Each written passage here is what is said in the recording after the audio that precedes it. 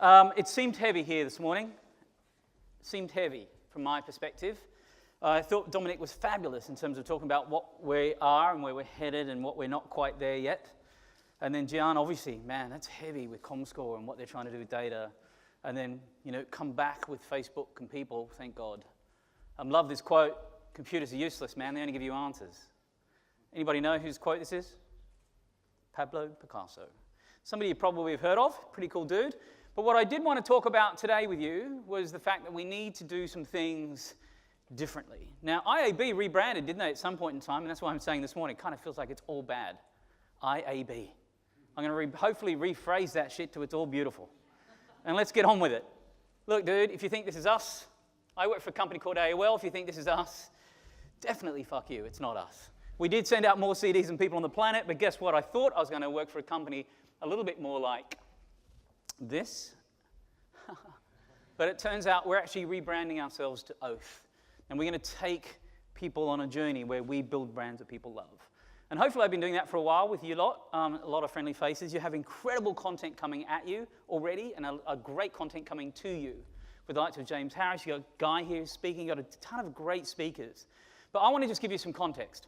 And the context to me is a little bit of this. I don't give a shit what you do in terms of your position or your title. I care about us as humans. Why? Imagination is more important than knowledge. Whose quote is this? Einstein. Now, the beauty about Einstein is, yes, he discovered the quantum theory. And what's incredible about the quantum theory, I don't understand a word of that, by the way, so some math person wants to come up and give us a data czar epic on that. That'd be amazing. He didn't invent it, he discovered it. That will be God who invented it, thank God. Feels like we're in a chapel here, by the way. I love this. But what I do know, and you may not have known this, he's a classically trained violinist. So as much as he's a nerd, he's also an artist. And they're the two things that I believe we are today as people.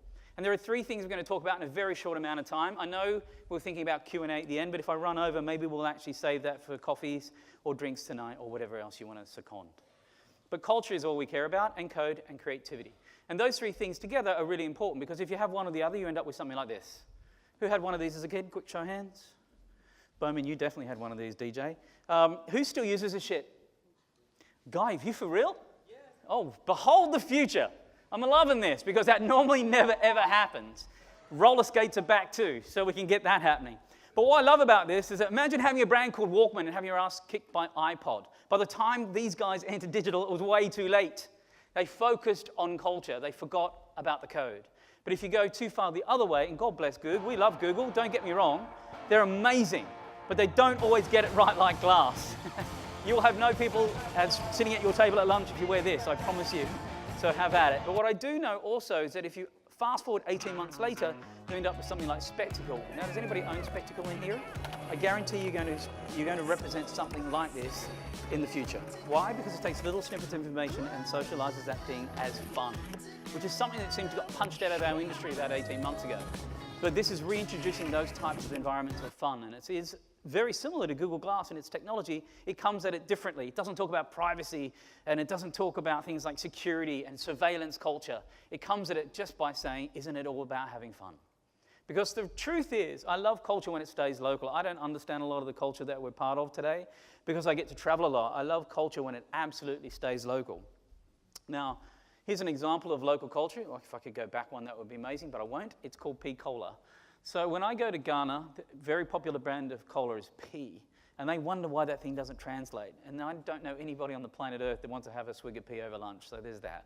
But when we think about words, the official word that was entered in the Oxford Dictionary of 2015 was tears of joy emoji. Not the word, but the actual emoji itself. So talk about translating culture. Translation of culture is happening in us in real time. And so that's the reflection we're trying to do.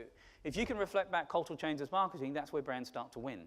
That's why we don't necessarily think we're in the ad business. We're in the culture business. Because at the end of the day, we're also a business of buzzwords, of which I'm going to vomit plenty of them at you this morning.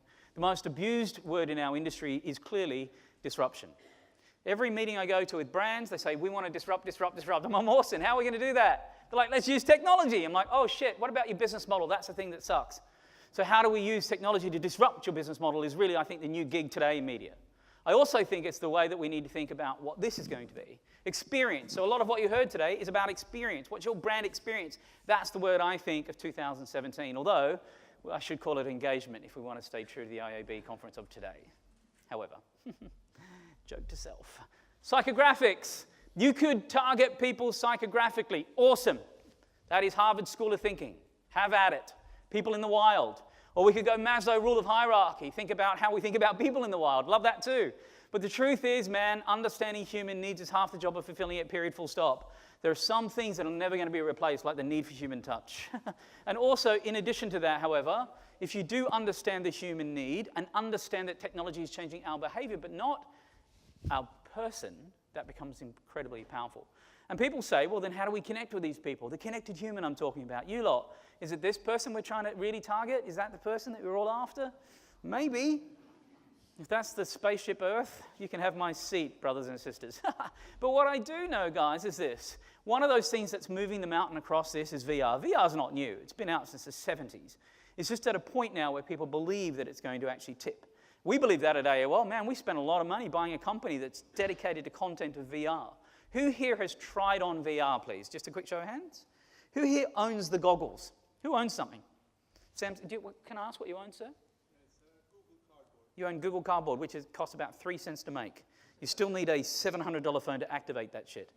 And when you do wear them, how often do you wear them? Weekly. Weekly? For how long? 5 minutes. Perfect. So most people on the planet, boop, yay, tried VR. Who owns them? Ooh, nobody. How long do you wear them for? Oh, about 5 minutes. I'm not a gamer. Cool. Get it. But here's the reality of what VR is. VR is an experience, man, like none other. You don't give a shit who's around you, dude, when you got that content on. And I prefer to watch people, man. It's also way better to watch people with those goggles on than the actual content itself, in my opinion, because we're just at the beginning of where this is headed. Because today, the industry is based on linear stories. So if you tell a story and we go and watch a film together, that story is told by a director's point of view. Because if you laugh and I cry, nothing changes. It's a linear story. But when you try those goggles on, currently you've got the ability to choose your own adventure. Soon. Not yet, but I believe that's where we're headed. And why is this important? Because there are people building, emotional connections into the goggle itself. So just as much as we're targeting people, we're also thinking about what their needs are. So if you laugh and I cry, potentially we get served up different content. And that's based on the empathy of people. I love AR. It's another reality that we love. So virtual reality is one example. Augmented reality has been around also a very long time.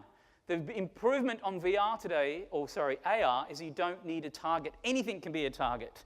The only challenge is telling people that anything can be a target. Previously, in years gone by, we used to use a QR code. God bless it. But what I do think is amazing beyond this, if you don't believe that AR is a thing, you need to go to places like China because they're developing things like this. This is a mirror device. This is a device that's designed for children. Their hands are too small to hold the tablets that we have. Their fingers are too fat. They block the cameras on your smartphones. So you've got dedicated device coming at you. But the thing that I prefer most really is really real reality. And I like this. Check it out.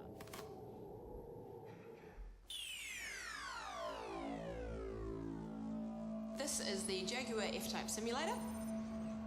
It's just sitting on a 6-axis hydraulic platform here. Roll you around, lift up, down. How rapid are you getting there?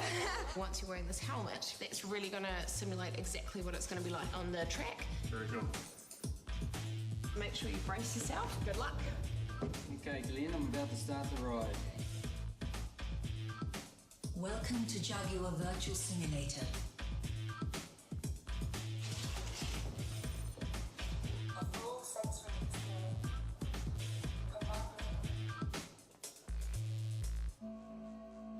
Don't keep hold of the grab handles.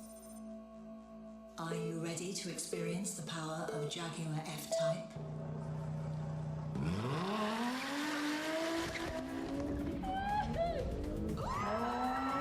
And we all know what happens next, she shits herself. But what I love about it is that sometimes, guys, the experience of your brand is way better than anything we can do using technology. But while we're on the subject of technology, we need to talk about IoT. In fact, the IoE, the Internet of Emotions. We've got these beautifully smart, well-designed objects that are on your person and in your home that do incredible things like this. There's a little product that you clip to your pillow and it monitors your sleep pattern. You've got this, which monitors the number of times a child sucks on a pacifier. You've got this, which are invisible little buttons coming out of the Nordics that do a number of things your screen does today. But without that screen, you can do transparent, invisible interface connections. So while you're thinking about things like Alexa and Google Home, you're going to equally have to think about what happens when there is no screen and how your brain is going to interact in these ethereal spaces. Perhaps like this. This is a temporary tattoo you can wear for a couple of weeks. It does what your screen normally does, but it's an RFID keyboard that is tattooed on your body. So that's an example of some of the things that's coming at you to think about what's going on with the Internet of Emotions. And then, of course, you've got wearables. Now, wearables are amazing because we all think this is a big blow-up category. And God bless it, it's trying to be. But the challenge with this today is that, you know, those of us who have wearables, you probably have a drawer full of them as well because it may have run out of batteries, 6 months ago. It does the same thing your phone does. Some of them look just like fashion accessories. Some look like the future. Some look analog. These are all beautiful, different devices, different shapes and sizes, but none of them have really taken off because we haven't quite figured out how it can be different and unique. And there's just a couple that I thought were right for that spot. And look at this stuff. Some targeted towards women, some targeted toward men. This is from Samsung Lab. This one allows you to hold your ear. It's not released yet, but allows you to hold your ear to take voice messages and listen to voice messages. It uses your body as conductive listening technology. It's probably giving you cancer too, but you can figure that shit out later. You've got this. This is a wearable that you connect to your body and connects to your calendar, and it'll actually connect to your contacts and tell you who you're spending all your time with. So that's pretty unique. And then this one, Pavlov, I'd like to wear this at dinner tonight. This will actually shock you if you do something you say you're not going to do. So if you reach for that third beer, this thing will just shock the shit out of you. So we do have wearables that are coming at us. They're a bit different, thank God. There are 290 of them, guys, and they're all over our bodies. And they're not just in the fitness category. And when I meet with the people like Fitbit, they don't say they're in the fitness or health category. They say they're in the data business. That means they compete with AOL, Google, Facebooks of this world.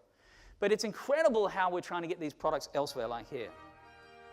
Have you ever noticed that the world's most powerful men don't carry a wallet? In fact, have you ever seen them pay for anything? Well, now you can join them. Introducing the MJ Bale Power Suit. In collaboration with Heritage Bank and Visa PayWave, we've developed the technology to embed a contactless payment chip and antenna into the sleeve. Crazy, right? And check this thing out. And is that far up there? Is that right? Yeah, that's it.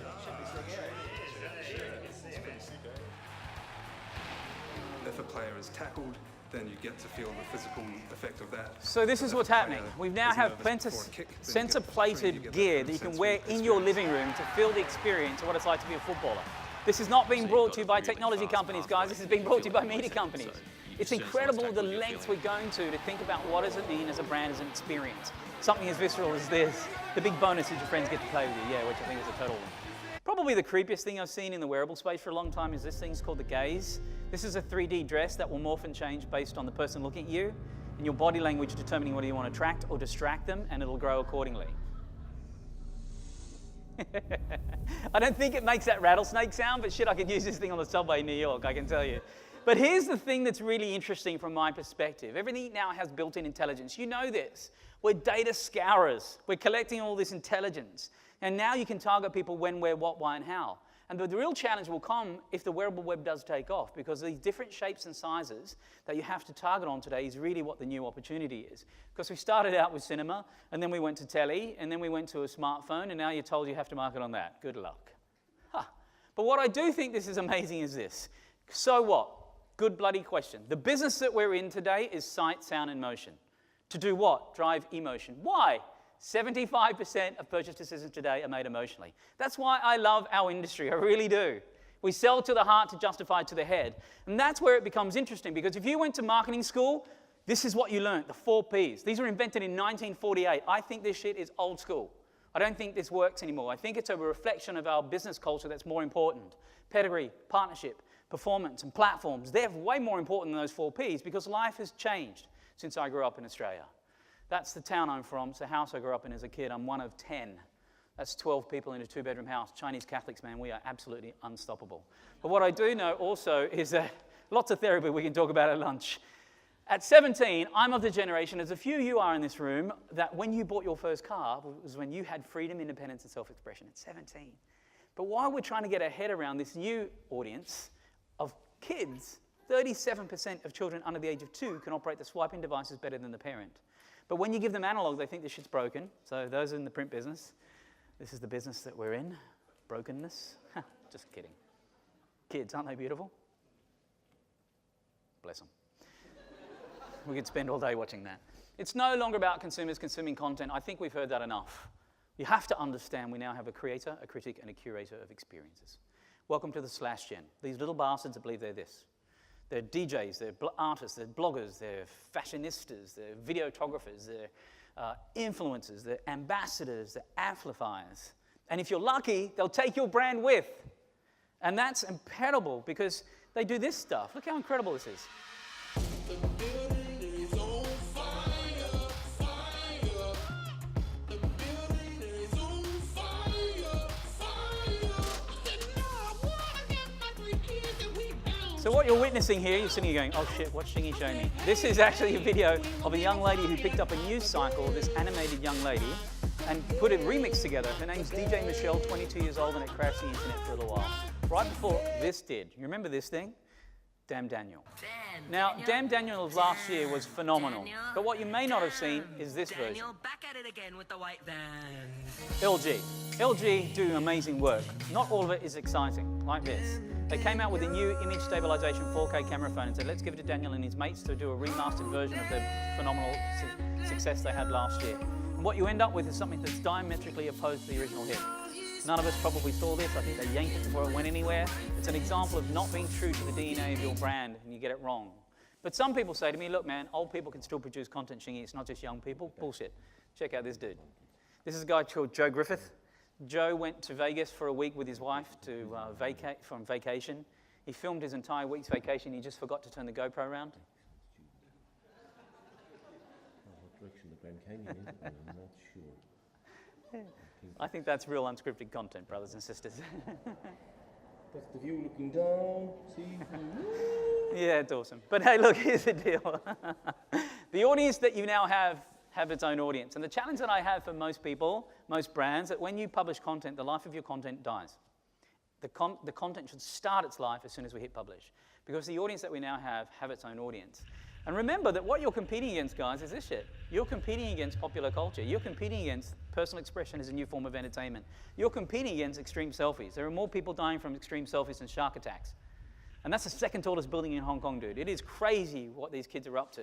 But are they a throw-up? No, they are not. This generation of me is actually more of a generation of we. Even more than we are, I believe. And here's why.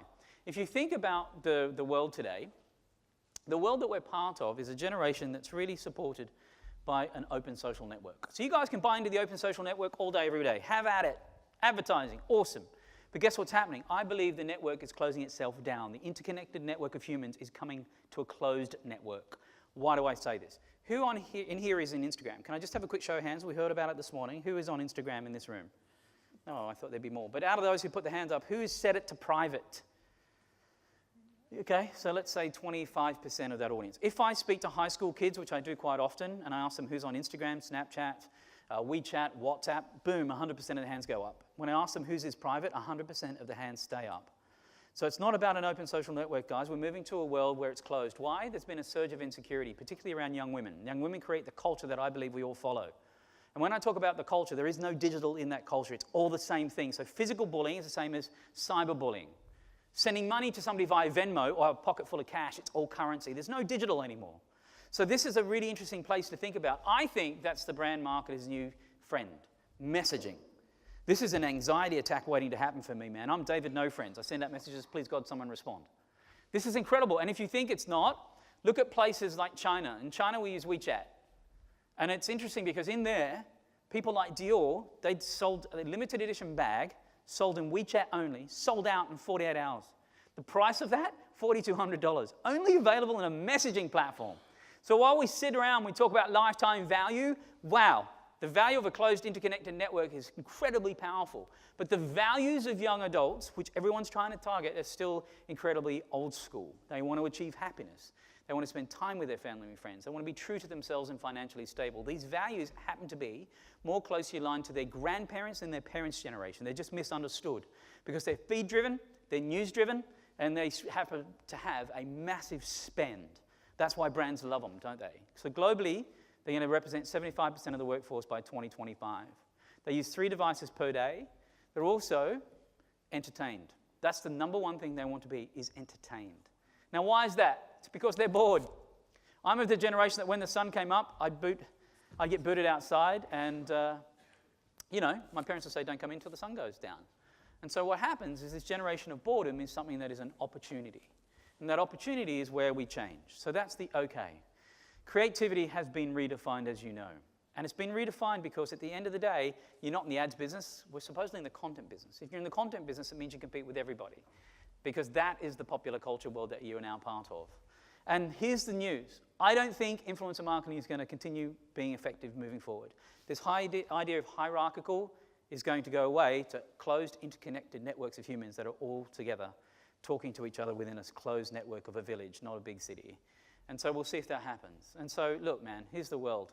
The world today is overwhelming. You're hit with 1,900 media messages per day. And then it's underwhelming because you can't find what you're looking for. In fact, one of the largest contributors to stress today is media overload. One of the largest contributors to stress today is media overload. So about a dozen times a day, my leg will false vibrate. I suffer from the phantom phone vibration syndrome, which I'm told is akin to having a cocaine habit. So be careful. Because the attention economy today is the one that we really care for. And the best way to do that is a number of different places. And video would be the number one version of that. I have run out of time today. I planned this incorrectly, but I want to pause there and say, the number one ingredient that makes content contagious, that makes people want to actually pass it around, which I believe is the only verb you should worry about, is attention in the share economy. Because it turns out that 70% of us like to share it, and the vast majority of shares have a link, and those links go to what? Stuff we're trying to sell. And that, at the end of the day, is the gig. So if we're in the attention economy and we're thinking about the number one thing that is the ingredient that makes things highly shareable, you need to filter some surprise. Surprise is the one thing that'll make things contagious. But the truth is this, man. My favorite quote by anyone across the planet is by Katharine Hepburn, which is, if you obey all the rules, you miss all the fun. Thanks very much for having me, guys. Take care. We've got 10 minutes. We can do a Q&A, we do? my friend. Yeah. So here's the thing. I think I got a card saying I had exactly 30 seconds left. That was the card for the end of the content. Then we have a little bit of time for a Q&A. Can we do something then? Lads, could you queue up second last? Can you show me my desktop, possibly? Or just give me can you give me 2 minutes? No worries. It's my beautiful wife. Can you show me my slides? Or not, just go to the third last slide for me, or the fourth last slide. You guys okay with this? Thanks. If I had it here, I'd do this shit on the fly, but I'm just trying. Yeah, okay, let me drive through this real quick. We all know it's about storytelling, most abused word in our industry, correct? Absolutely. Let's focus on the story, less about the telling. And to do that, as I said, it's about video. Here's one example that you guys are going to love.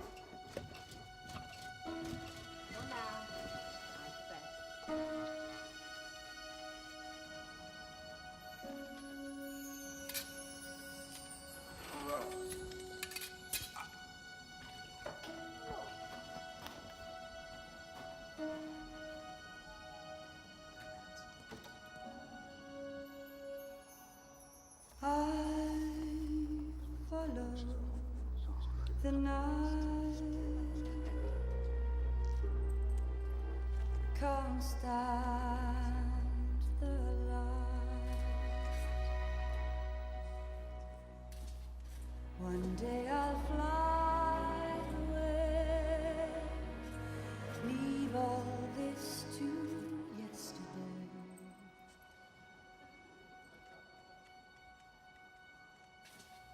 What more can your love do for me?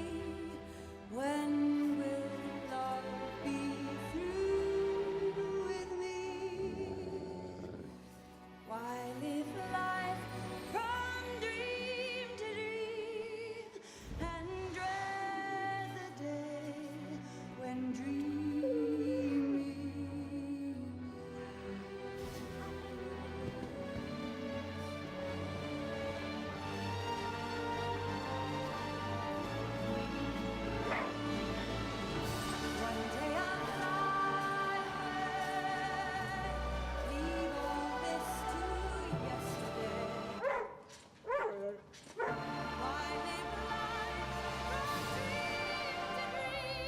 So those of you from the UK are dead sick of that. That's the Christmas story told to you and brought to you by, John Lewis in the UK, who at Christmas are trying to move as much product off the shelf as humanly possible, but they sell to the heart to justify to the head. If you haven't seen that, you're going to be sick of it because that's going to win all sorts of awards. Why? It's all about the emotion. But by the way, if you're a transparent and open brand and you love the internet, you can end up with something as powerful as this. Let me show you this piece. Did you move to the next slide? Yeah, that's it.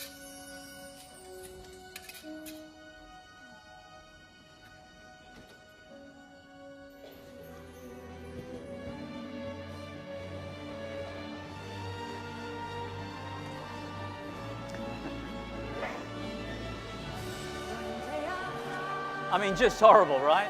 And then if you still remain transparent and open, you might end up with something as powerful as this.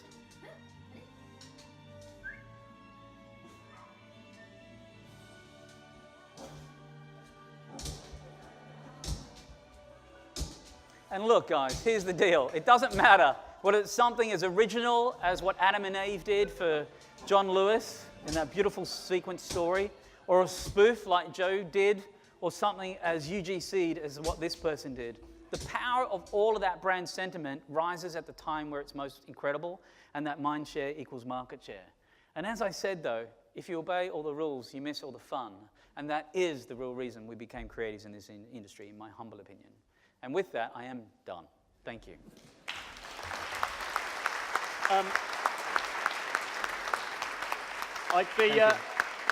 I'd be very disappointed in my family if we didn't have a few questions based on videos, based on the ability to swear brilliantly on Australian, or even just based on the amount of hair on stage. Oh. So, ladies and gentlemen, Ouch. a couple of questions before we break for lunch. There are some extraordinary ideas, thoughts, and contents there. We have one at the front. Guy. Hi, brother. David Shing. Thanks, mate. Very much loved it. It's brilliant. You talked about Internet of Things, Internet of Everything. Yep. Internet of Emotions. Disappearance of screens in 5 years' time. Yeah, 5 years I think is too soon. Anyone who's going to predict this, by the way, prediction, it's great being a prophet. I'm a forecaster. It means some of this shit doesn't actually come true, which is awesome. Yeah. 5 years, too soon. Slag off stuff that Yeah. But what I do think is interesting is that I think if we head to a world of autonomy, especially around autos, at the moment we do this in any space that we're in. Those big swirly screens that you see everywhere, it's like, ooh, wow, curvy screens, amazing, different formats, blah, blah. That is not for you for entertainment on video. That is not for the living room. I believe it's for autos. So what will happen is we'll go from the home experience of lots and lots and lots of screens all over us into an autonomous experience where that'll be lots of big screens and less mobile, this size. So I think this little tiny screen will go away for the time that we're getting to wherever else we're going, which could be work or play. So I do think there's going to be more screens in the context of how we're being seen, but less screens in some of the connection points of actually how we interact with brands. So that's why a lot of the things I think in the connected home aren't going to be screen-based. They're all just going to be more ethereal. They're going to already be connected as service. And service is a really interesting thing because nobody wants to stand on a plinth or a stage and reveal nothing. They have to reveal something, and that thing that we're really revealing today is that there's an interconnected service of all these things that don't necessarily work. Take apps, for example. The operability of apps, the limitation today is a lot of the apps aren't interconnected. So my transport app doesn't connect to my restaurant app, that doesn't connect to my banking apps, and none of that stuff happens universally or seamlessly. But it should in this ecosystem. So I think there's lots of improvement that can happen, but you don't need to pull it out. And today it's easier as a brand marketer. You got a logo on here. Genius. What happens when that goes away? Don't know, but that's what you smarty pantsers will figure out, yeah. I don't know if that's a question, but I decided to answer another one. Is that okay? Thank you. We do have another real question over here. Hey. Hi. G'day, mate. Vibor from Game News. I have a question that's a bit weird. No. You Okay. talk about Internet of Things and interconnected devices and less screens. How about Internet of People and people having digital, physical microchips placed in their bodies? What do you say about that? Yeah, okay, so if you didn't hear the question, it's like what's going to happen with microchips being embedded. You know you can do that today. So there's a company called Hoax that are doing it, they're a hacker community, and it actually gets embedded inside your skin here. Pardon? Clubs in London, yeah. So you can get these things embedded. So let's talk about two things. I'm going to cover those two things very quickly. It's about the size of a grain of rice. You have embedded inside this part of your skin because it's super, super, super thin. You can do things like, you know, it's RFID chippable, so you can walk into your W hotel room and get in without having to pull out your phone or your card. I think part of that is it's actually collecting interesting data, but it's also making us potentially a lot lazier. But there's nothing quite like renting data. So part of this chip technology that's here is a service to things like opening doors or data that sort of allows you to do things more seamlessly. Where I find it to be more interesting is, are we going to have things like a little tiny chip embedded to our brain where we can actually start to rent information on demand? So I can look at the water and think it's 25 degrees, I'm going to jump in there, it's nice and warm, but there's a riptide going that way, so what do I do? The challenge with that type of information today is that people like Google Glass looked it up as lookup data, but what happens if it's memory data, or what happens if it's oral data? It'll be your voice in your head. So I think our brains have the capacity for a lot more of that data. The problem today is that I just think we'd be overloaded on it. So we're getting little bits of ways that we're connecting. And it's incredible, man. We suffer from tech neck like nothing else. Our tails fell off 100,000 years ago, but in one generation, we've all got this neck that's face down. It's unbelievable. Here in Holland, I mean, they're mobily connected. 129% of this audience is connected. It's incredible. So a bunch of you still have 2 phones, God bless you. Given I work for one of the largest telcos on the planet, keep up.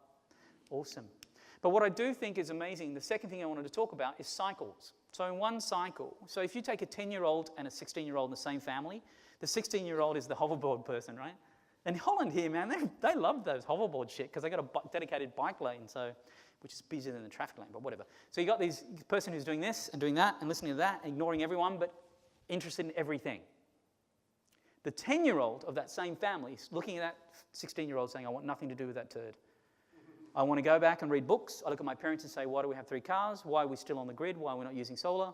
So there's a consciousness, I think, in one cycle that's really interesting. You go to Soho House, man. I haven't been a member of Soho House for a while. I went to a listening party. I thought, awesome, I'll go back and see what that's all about.